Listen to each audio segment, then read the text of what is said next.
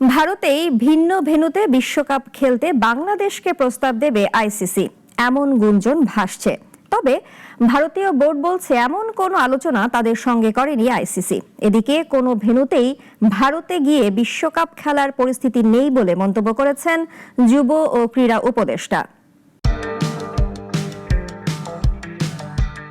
সোমবার সকাল থেকেই ভারতীয় গণমাধ্যমের বরাতে গুঞ্জন শুরু হয় বাংলাদেশের ম্যাচ কলকাতা থেকে সরিয়ে চেন্নাই ও তিরুবনন্তপুরমে আয়োজন করতে চায় আইসিসি। বাংলাদেশের চাওয়া মতো ভেন্যু শ্রীলঙ্কায় না সরিয়ে ভিন্ন মাঠে খেলার এমন প্রস্তাবই নাকি দেয়া হবে।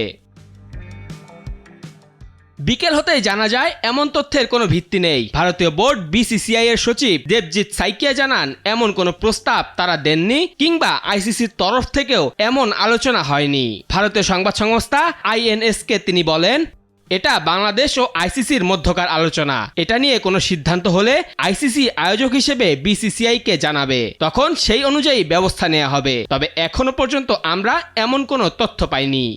ভারতের অন্য ভেন্যুতে খেলার প্রস্তাব এলেও তা গ্রহণ করা হবে না বলে শনিবারই জানিয়েছেন বিসিবি সভাপতি আমিনুল ইসলাম বুলবুল। এদিকে নিরাপত্তা শঙ্কায় ভারতের দল পাঠানো অসম্ভব বলছেন যুব ও ক্রীড়া উপদেষ্টা আসিফ নজরুল। সোমবার বাফুফে ভবন পরিদর্শনে গিয়ে এ মন্তব্য করেছেন তিনি। ইলেকশন যত এগিয়ে আসবে তত নাকি বাংলাদেশ দলের নিরাপত্তা আশঙ্কা বৃদ্ধি পাবে। তো আইসিসি সিকিউরিটি টিমের এই বক্তব্য সন্দেহাতীতভাবে প্রমাণ করেছে যে ভারতে বাংলাদেশ ক্রিকেট টিমের টি-20 বিশ্বকাপ খেলার কোনো রকম পরিস্থিতি নাই। আইসিসি যদি আশা করে আমরা আমাদের শ্রেষ্ঠ বোলারকে বাদ দিয়ে আমরা ক্রিকেট টিম করব, আমাদের যারা সমর্থক আছে তারা বাংলাদেশের জার্সি পরতে পারবে না, আর আমরা ক্রিকেট খেলার জন্য বাংলাদেশের নির্বাচন পিছিয়ে দিব, এর চেয়ে উদ্ভট, অবাস্তব, অযৌক্তিক কোনো প্রত্যাশা হতে পারে না। বাংলাদেশের অনড় অবস্থান সমস্যায় ফেলেছে আইসিসিকে। এই গেরো কিভাবে কাটায় তারা সেটি জানতে অপেক্ষায় ক্রিকেট মদিরা।